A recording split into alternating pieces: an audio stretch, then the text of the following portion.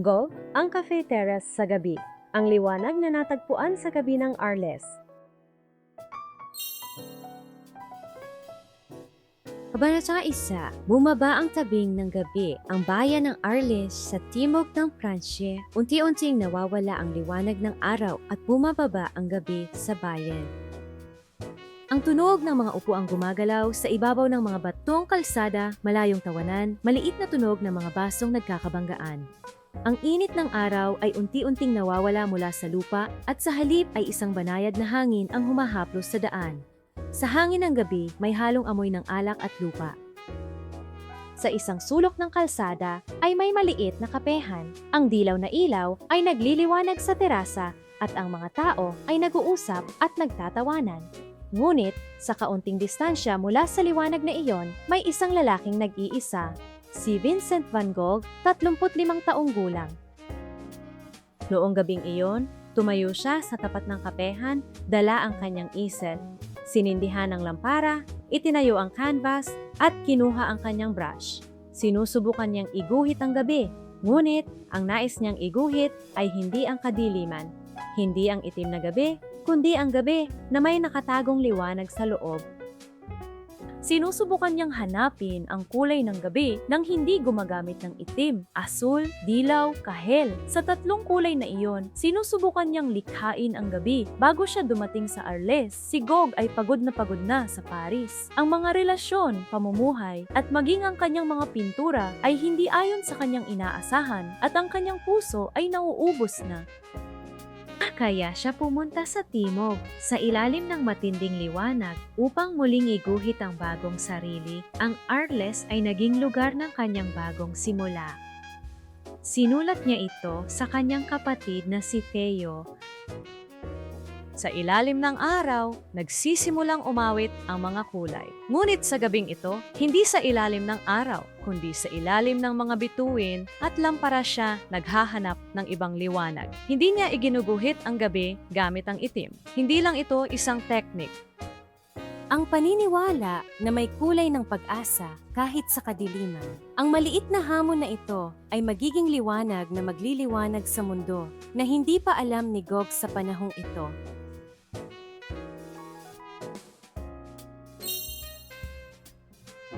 Kabanata 2, ang lungsod ng Arles at ang Cafe Terrace. Arles noong 1888, ang populasyon ay humigit kumulang 20,000 lamang. Dumadaloy ang Ilog Rhone at naroon ang sinaunang Romanong ampitheatro. Ito ay isang lungsod kung saan ang liwanag at katahimikan na katangian ng Timog Pransa ay magkasamang naninirahan. Sa araw, ang araw ay matindi at kahit ang mga anino ay may kulay. Ang mga pader ng mga bahay ay pininturahan ng dilaw at kahel at ang langit ay walang katapusang asul. Para kay Gauguin, nasanay sa kulay abong kalangitan ng Hilaga, ang liwanag ng lungsod na ito ay napakaliwanag. Kaya't dumating siya rito. Sa ilalim ng liwanag ng timog, muling lumikha ng mga bagong obra. Sa pangarap na ito, sinubukan niyang itayo ang kanyang timog na atelier sa Arles. Mamuhay kasama ang mga kapwa-artista at magpinta sa ilalim ng araw sa isang ideal na lugar. Ang unang hakbang ay ang dilaw na bahay at ang pintuan ng planong iyon ay ang ipinintang gabi ng Cafe Terrace. Ang kapehan ay nasa kanto ng Forum Square. Noong panahong iyon ay tinatawag itong Cafe Terrace. Ngayon ay nananatili ito bilang Cafe Van Gogh. At kapag ang mga turista ay tumayo sa parehong lugar, makikita nila ang tanawin na halos kapareho ng nasa larawan. Ang paggawa ng larawang ito ay ginawa sa labas sa gabi. Iyon ay isang hindi pangkaraniwang bagay para sa mga pintor noong panahong iyon. Ang liwanag sa gabi ay hindi matatag at mahirap ang paghusga sa mga kulay. Ang langis na pintura ay mahirap ding matuyo at dumarating din ang mga insekto. Karaniwan walang sino man ang magpipinta sa ganoong sitwasyon. Gayunpaman, hinarap ito ni Gogh. Nakita niya ang liwanag ng gabi bilang isa pang katotohanan na naiiba sa araw ng araw. Ang artipisyal na liwanag ng lampara at ang natural na liwanag ng mga bituin sa kalangitan, nais niyang ipinta ang mundo kung saan ang dalawang liwanag ay magkasamang umiiral sa parehong larawan. Sinulat ito ni Gogh sa kanyang kapatid na si Theo. Sa gabi, may asul, berde, lila, at dilaw sa loob ng itim. Mas masagana ito kaysa sa araw. Para sa kanya, ang gabi ay hindi oras ng pagkawala ng liwanag. Sa halip, ito ay oras ng pagtuklas ng mga hindi nakikitang kulay.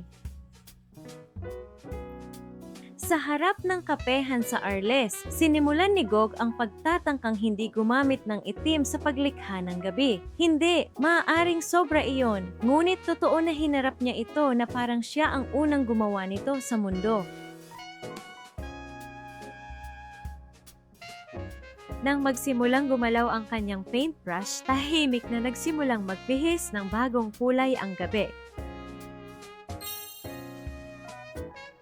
Ay tatlong kabanata, ang gabi sa loob ng canvas. Kapag tinitingnan ng natapos na gabi sa kape terasa, ang unang mararamdaman ay ang kakaibang impresyon na maliwanag ito kahit gabi. Sa larawang ito, hindi ang dilim ang bida, ang liwanag ang bumabalot sa gabi.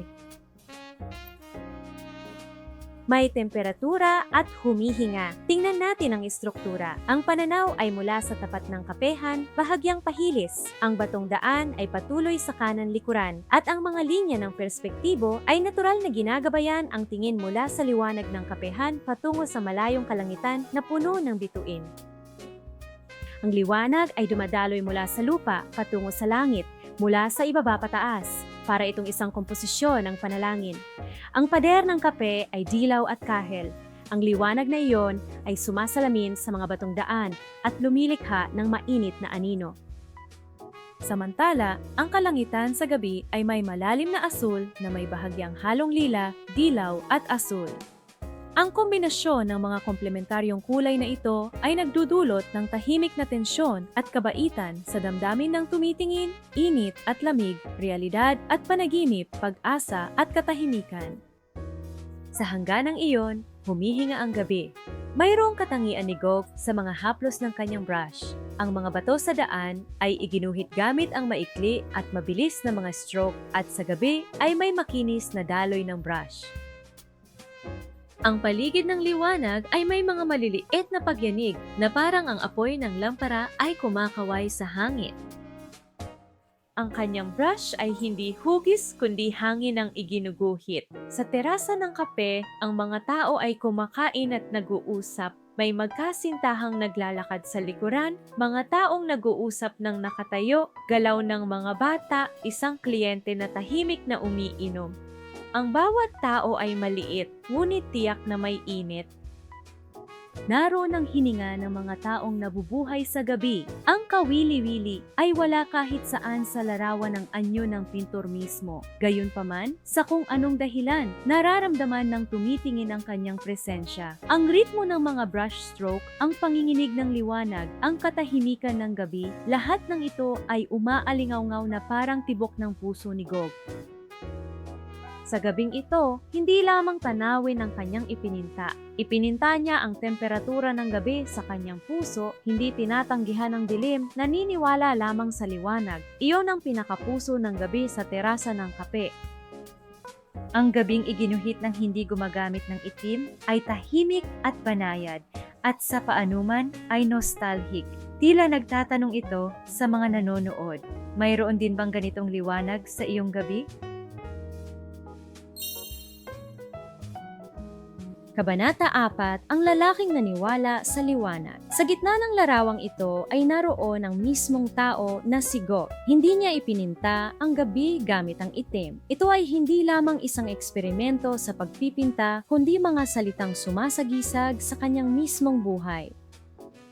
Noong panahong iyon, ang pangunahing agos ng sining ay nasa panahon pa ng Impresyonismo. Sina Monet at Renoir ay nagmamasid sa pagbabago ng natural na liwanag at sinusubukang iguhit ang nakikitang mundo sa siyentipikong paraan. Ngunit, si Gog ay tumingin pa sa hinaharap. Sinikap niyang iguhit ang liwanag na hindi nakikita ng mata kundi nararamdaman ng puso. Kung ang Impresyonismo ay naghanap ng liwanag ng realidad sa pamamagitan ng paulit-ulit na obserbasyon, si Gog ay naghanap ng liwanag na kanyang pinaniniwalaan mula sa kanyang kalooban. Ito ang nagbago sa larawang ito mula sa pagiging simpleng tanawin patungo sa isang filosofiya ng buhay. Sinulat niya ito sa kanyang kapatid na si Theo.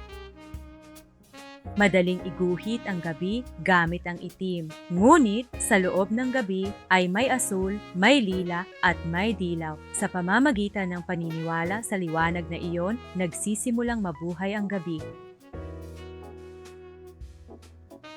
Ang ilaw ng kape ay simbolo ng pag-asa ng tao. Ang ilaw na nagmumula sa artipisyal na lampara at ang natural na liwanag ng mga bituin na nagkalat sa langit.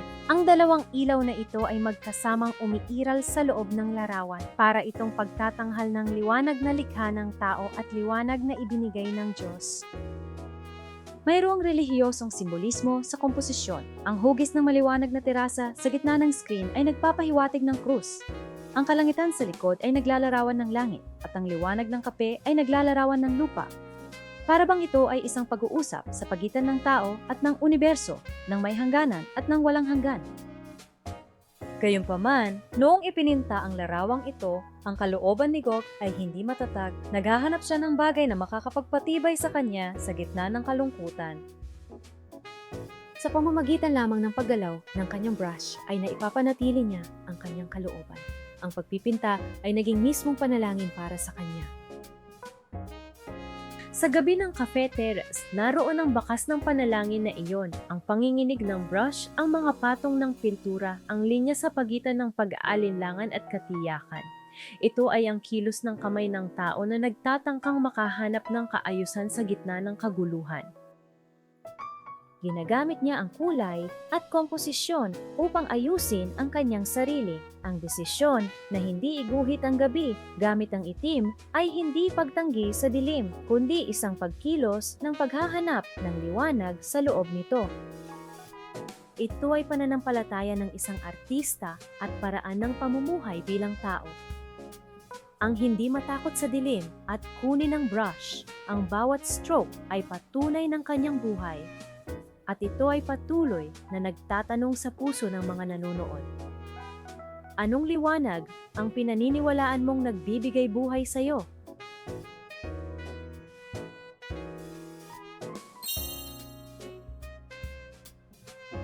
Ika-5 kabanata, ang iniwan ng liwanag, mahigit 100 taon na ang lumipas, ngunit ang gabi ng kapehan ay patuloy na tahimik na nagniningning. Ang dahilan kung bakit ang larawang ito ay labis na nakakaantig sa puso ng tao ay dahil ang nakalarawan dito ay hindi lamang isang karaniwang tanawin ng gabi, kundi dahil ito mismo ang kapangyarihan ng tao na maniwala sa pag-asa. Hindi natakot si Gok sa gabi. Sa halip na tanggihan ng dilim, sinubukan niyang makahanap ng kulay sa loob nito. Sa halip na itim, nagpatong siya ng asul, naglagay ng dilaw na liwanag, at gumuhit ng init ng tao gamit ang kahel. Para sa kanya, ang pagpipinta ay maaaring isang pagsasanay sa paghahanap ng liwanag sa gitna ng kawalan ng pag-asa. Maikli, mahirap, at nag-iisa ang kanyang buhay. Gayunpaman, ang pag-iisa na iyon ang nagbigay sa kanya ng katahimikan ng gabi. Kahit hindi siya maintindihan ng iba, sa pamamagitan ng pagsusulat ay nakakonekta siya sa mundo. Kaya naman, mainit ang larawang ito. Habang inilalarawan ang pag-iisa, hindi ito nagpaparamdam ng kalungkutan. Ang kabaitan sa kaibuturan ng kanyang puso ay humihinga sa loob ng liwanag. Ang larawang ito, ang patuloy na pag-akit nito sa maraming tao ay dahil sa tayo mismo ay may parehong gabi sa ating puso. Kapag may kaba, kapag may alalahanin, lahat ay minsang naglalakad sa dilim. Sa mga sandaling iyon, dapat nating alalahanin ang kanyang paninindigan na huwag iguhit ang gabi sa itim. Kahit gaano kadilim ang realidad, maaari mong iguhit ito gamit ang liwanag sa iyong loob. Kahit maliit ang liwanag na iyon, tiyak na magliliwanag ito sa gabi. Ang gabi sa Cafe Terasa ay isang revolusyon sa sining at kasabay nito, isang simbolo ng paraan ng pamumuhay ng tao, ang maniwala sa hindi nakikitang liwanag. Huwag matakot sa dilim at magpatuloy sa pag-abante. Hindi nagtatapos ang gabi, ngunit may mga kulay sa loob ng gabi. Ang kakayahang makita ang mga kulay na iyon ang nagpapanatili sa tao. Huwag iguhit ang gabi gamit ang itim. Iyon ay nangangahulugang iguhit ang pag-asa. Ang maliit na liwanag na iniwan ni Gok ay patuloy na nagliliwanag ng bagong gabi sa kung saan mang bahagi ng mundo.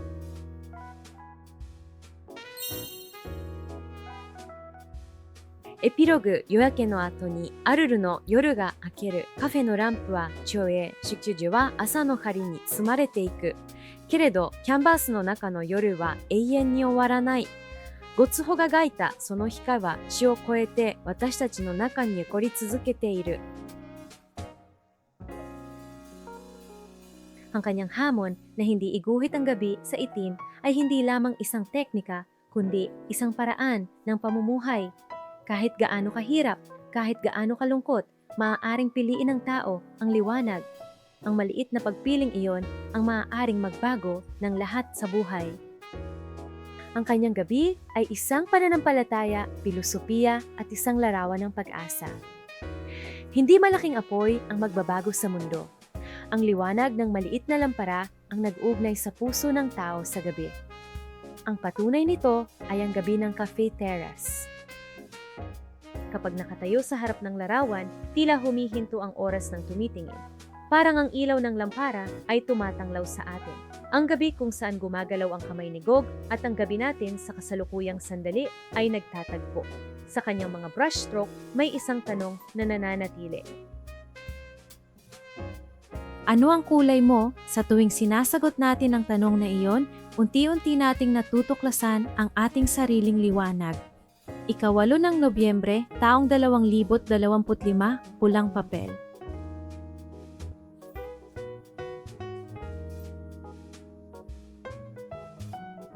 Sa kasalukuyan, sa Kobe City Museum, may 60 piraso kabilang ang Night Cafe Terrace na galing sa Kröller-Müller Museum. Mahigit 20 taon na mula nang huling dumating sa Japan ang Night Cafe Terrace.